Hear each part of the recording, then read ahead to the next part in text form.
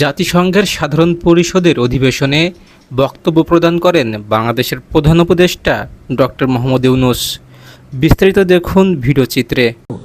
Severe সামষ্টিক অঙ্গীকার অনুসারে তাদের দায়িত্ব পালনে আন্তরিক হবে।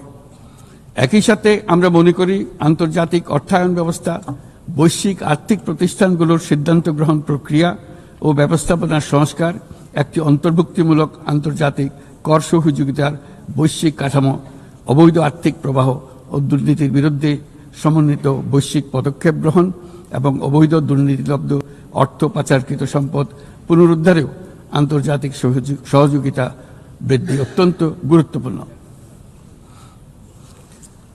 মাননীয় সভাপতি, দেশের পাচার হওয়া অবৈধ সম্পদ পুনরুদ্ধার করা বর্তমানে আমাদের অন্যতম শীর্ষ অগ্রাধিকার। গত 15 বছরে দুর্নীতির মাধ্যমে শত শত কোটি ডলার অবৈধভাবে বিদেশে পাচার করা হয়েছে। আমরা নিরলসভাবে এই সম্পদ ফেরত আনার চেষ্টা করছি, কিন্তু সংশ্লিষ্ট দেশগুলোর আইনি প্রক্রিয়া এবং অন্যান্য নানাবিধ প্রতিবন্ধকতার কারণে আমাদের এই প্রচেষ্টা বারে বারে বাধাগ্রস্ত হচ্ছে। সংশ্লিষ্ট দেশগুলোর দৃঢ় সদিচ্ছা ছাড়া আমরা পাচার হওয়া অবৈধ সম্পদ পুনরুদ্ধারে সফল হতে পারছি না। বিশ্বের বিদ্যমান অর্থনৈতিক ব্যবস্থা উন্নয়নশীল দেশ থেকে সম্পদের এই অবৈধ পাচারকারীদের কার্যকরীভাবে প্রতিরোধ করতে ব্যর্থ হচ্ছে। কোনো কোনো ক্ষেত্রে আন্তর্জাতিক আর্থিক প্রতিষ্ঠানগুলোর বিধিবিধানগুলো বিশ্বব্যাপী বিভিন্ন ট্যাক্স হ্যাভেনে বিপুল পরিমাণে অবৈধ অর্থ স্থানান্তরে উৎসাহিত করছে। তাই যেসব দেশ ও প্রতিষ্ঠান এই পাচারকৃত সম্পদ গচ্ছিত রাখবার সুযোগ দিচ্ছে, তাদের আমি আহ্বান জানাচ্ছি তারা যেন এই অপরাধের সঙ্গে শরিক না হয়। এই সম্পদ তার প্রকৃত মালিককে অর্থাৎ কৃষক, শ্রমিক এবং সাধারণ করদাতাদের নিকট ফিরিয়ে দেন।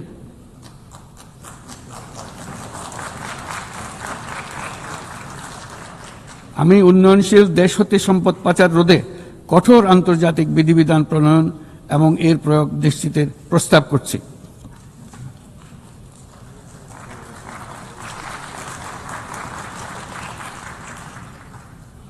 মাননীয় সভাপতি, রাজস্ব খাতের ঐতিহাসিক সংস্কারের পাশাপাশি আমরা বাজারভিত্তিক মুদ্রা বিনিময় হার চালু করেছি। ব্যাংক খাতে অ্যাসেট কোয়ালিটি রিভিউ, নতুন ব্যাংক রেজলিউশন অধ্যাদেশ, আসন্ন ডিপোজিট প্রোটেকশন অধ্যাদেশের মাধ্যমে শৃঙ্খলা ও স্থিতিশীলতা ফিরিয়ে আনছি। পুঁজিবাজারে সংস্কার, টাস্কফোর্স ও শক্তিশালী তদন্ত ব্যবস্থার মাধ্যমে তদারকি আধুনিকীকরণ করেছি। সরকারি ক্রয় ব্যবস্থায় ডিজিটাল টেন্ডারিং বাধ্যতামূলক করা হয়েছে এবং স্বার্থের সংঘাত সংশ্লিষ্ট তথ্য প্রকাশ বাধ্যতামূলক করা হয়েছে। পাশাপাশি নতুন পাবলিক অ্যাকাউন্টস অডিট অধ্যাদেশের মাধ্যমে জবাবদিহিতা আরও জোরদার করা হয়েছে। শুধুমাত্র আর্থিক স্থিতিশীলতা অর্জনের সীমাবদ্ধ না থেকে আমরা বিনিয়োগ বান্ধব পরিবেশ গড়ে তুলছি। বাংলাদেশ সিঙ্গল উইন্ডো এখন 19টি সংস্থাকে একীভূত করে কাস্টম প্রক্রিয়া সহজ করেছে। দ্রুত বাণিজ্যিক বিরোধ নিষ্পত্তির জন্য বিশেষায়িত বাণিজ্য আদালত গঠিত হয়েছে। বিনিয়োগ উন্নয়ন কর্তৃপক্ষ বা বিডা ওয়ান স্টপ সার্ভিস সাবলীলভাবে প্রদানের জন্য সমন্বয় কমিটি গঠন করেছে। নিয়ন্ত্রণ কর্তৃপক্ষগুলোকে একই ছাদের নিচে নিয়ে আসা হয়েছে এবং ভিসা ও ওয়ার্ক পারমিট প্রক্রিয়া সহজ করা হয়েছে। এফডিআই, হিটম্যাপ ও জাতীয় সেমিকন্ডাক্টর টাস্কফোর্স বিনিয়োগকারীদের কাছে উচ্চ সম্ভাবনাময় খাতগুলোর তথ্য সহজ ও স্বচ্ছভাবে তুলে ধরছে।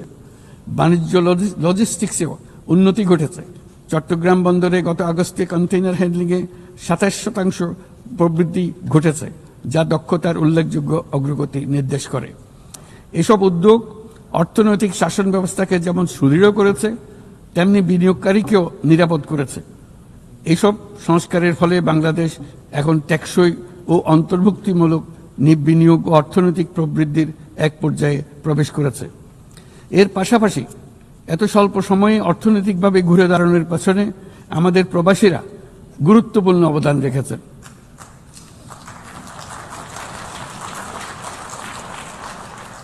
তারা বিদেশের মাটিতে কঠোর পরিশ্রম করে প্রতি মাসে দেশের রেকর্ড পরিমাণ রেমিটেন্স পাঠাচ্ছেন।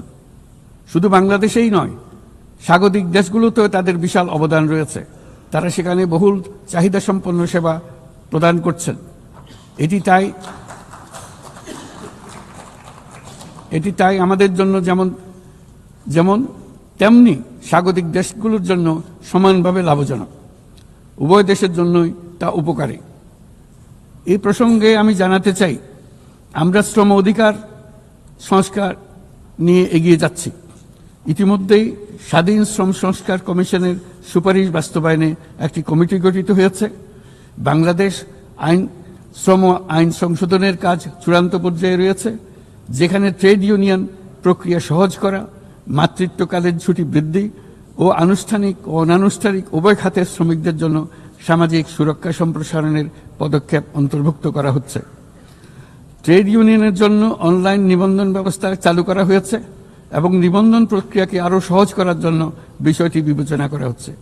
পাশাপাশি শ্রমিকদের অধিকার সুরক্ষায় আমাদের অঙ্গীকারের নিদর্শন স্বরূপ সম্প্রতি আমরা ইসলামী সহযোগিতা সংস্থার লেবার সেন্টারের সংবিধানটি স্বাক্ষর করেছি।